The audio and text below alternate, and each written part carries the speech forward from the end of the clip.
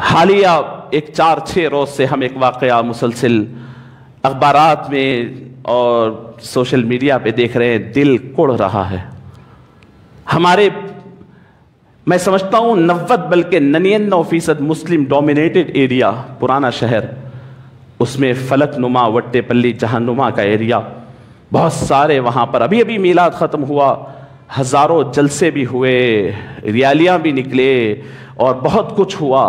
اسی علاقے کی ایک واقعہ آتا ہے کہ ایک لڑکی اپنے گھر کے اندر مردہ پائی گئی، نوجوان لڑکی 32-33 سال کی۔ پہلے خودکشی کا شک کیا گیا، دوسرے ہی تیسرے دن بات رپورٹ کھل کر آئی۔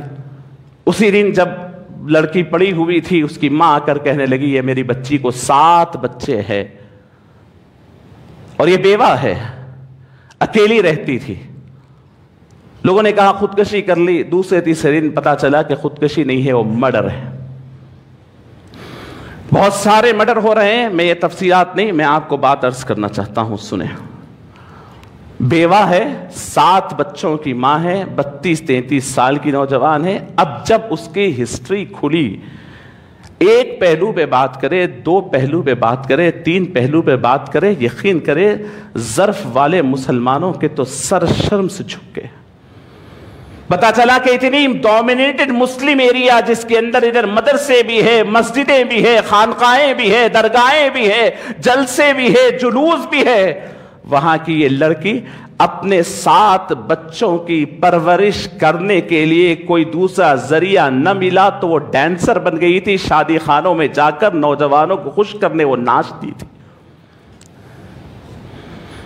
میں سوال کرتا ہوں آپ سے، ابھی میلاد النبی جا کر کے 1 مہینہ نہیں ہوا، کیا یہ ذمہ داری نہیں ہے؟ میں پورے یقین کے ساتھ آپ کو اسلام کا ایک قانون سناتا ہوں، سنیں۔ اسلام کہتا ہے کہ اگر تمہارے محلے میں، تمہارے گھر کے سامنے اگر کسی کی نعش مل جاتی ہے، کسی کی ڈیڈ باڈی مل جاتی ہے، تو اسلام وہ پورے محلے کو ذمہ دار قرار دیتا ہے، وہ پورے اسٹریٹ کو ذمہ دار قرار دیتا ہے۔ پکڑ کر آپ سے پوچھیں گے کہ یہاں نعش کیوں ملی، آپ کہیں گے مجھے نہیں معلوم، میں آفس کو گیا تھا۔ یہ کہنے سے آج کی جمہوری حکومت تو آپ کو چھوڑ سکتی ہے، لیکن اسلامی حکومت نہیں چھوڑے گی۔ آپ کو بتانا پڑے گا اس کا قتل کیوں ہوا، قاتل کو پکڑ کے دینا پڑے گا، آپ کو ریسپانسبلٹی اٹھانا پڑے گا۔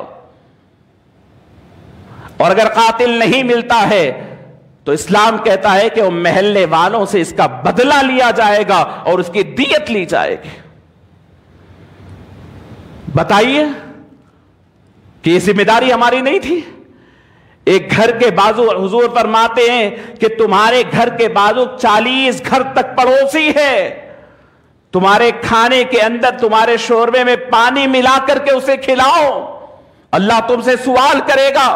جنت میں جانے کے لیے ٹھہرو گے تو پوچھا جائے گا، تمہاری گواہی تمہارے پڑوس سے لی جائے گی، تمہارا پڑوس تمہارے بارے میں کیا کہتا تھا۔ پڑوس میں ایک عورت اپنے آپ کو بے راہ روی پر ڈالتی ہے، اپنے بچوں کے پالنے کی خاطر اپنے آپ کو اس گندے گناہ میں ڈالتی ہے، یہاں تک کہ اس روش پہ چلتے چلتے اس کا قتل ہو جاتا ہے۔ یہ کوئی غیر اور ویرانی جگہ کی بات نہیں کر رہا ہوں، کہیں قتل غیروں کے ہاتھ سے ہوتا ہے، بہت بڑے احتجاجات و بوم ہوتی ہے، کیا یہ قتل نہیں؟ یہ امت مسلمہ کی سوسائٹی کیا ایک آئینہ نہیں؟ کیا یہ تصویر نہیں ہماری؟ بہت باتیں ہیں، پورا حیدرآباد تنظیموں سے بھرا ہوا ہے، سوشل ایکٹیویٹیز کرنے والوں سے بھرا ہوا ہے، کیا ان تمام کے اور ہم تمام کے سر نہ جھکے ہوں؟ احساس مر گیا ہے ہمارا، ضمیر مر گیا ہے ہمارا، ہمیں احساس نہیں ہمارے پڑوسی کے گھر میں کیا ہو رہا ہے، اس کے اوپر کیا گزر رہی ہے۔ کیا آپ کے پاس یہ نہیں کہا گیا کہ یتیم بچوں کی کفالت آپ کے پاس فضیلت والی چیز نہیں ہے، بیواؤں کو سہارا دینا نہیں ہے؟ اور ایک بات سن لیں، یہ بھی ایک بڑا عیب ہمارے پاس ہے کہ ایک بار کسی کا رشتہ ٹوٹ جاتا ہے یا اس کے شوہر کا انتقال ہو جاتا ہے، چاہے وہ کسی عمر کی ہو، ہم اس کو ایسے ہی چھوڑ دیتے ہیں، پھر اس کا دوسرا نکاح نہیں کرتے۔ یہ جرم اگر وہ تو اللہ کے پاس گئی، وہ اپنا جواب دے رہی ہوگی، لیکن واقعی وہ بھی اس حالات سے گزری ہے تو اللہ ہم تمام سے سوال کرنے والا ہے۔ یہ ایک واقعہ نہیں، ایسے کئی بیوائیں اپنے گھروں میں تڑپ رہی ہیں، ان کے بچوں کی پرورش کا معاملہ ہے، پتہ نہیں کن کن حالات سے وہ گزر رہی ہیں۔ دوسرا نکاح ہمارے پاس عیب ہے، اور وہ عورتوں کو میں سوال کرتا ہوں ہماری ماں اور بہنوں سے کہ شوہر تمہارے پاس ہے، وہ بیوائیں کیا کریں؟ وہ اس بے راہ روی کا شکار ہوں، ان کی وجہ سے کئی نوجوان خراب ہو جائیں، ان کی روزی روٹی کا مسئلہ، ان کے کھانے کا مسئلہ۔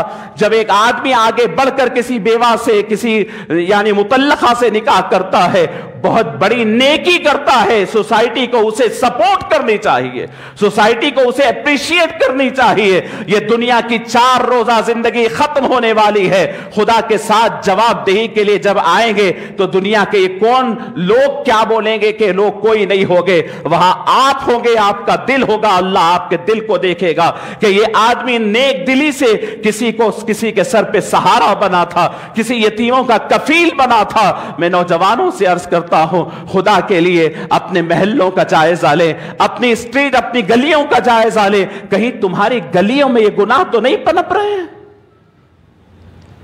بہرحال عزیزان گرامی، یہ چند باتیں آپ حضرات کو گزار کرنی تھی۔ اللہ والوں کا مہینہ ہے، خدا کے لیے اپنے آپ کو توبہ کرے، استغفار کرے، اپنے دل کو ایک غیرت مند دل اور ایک غیرت مند ضمیر والا اپنے آپ کو بنائے۔ اللہ رب العزت سے دعا ہے کہ رب العالمین ہمیں عمل کی توفیق نصیب فرمائے۔ رب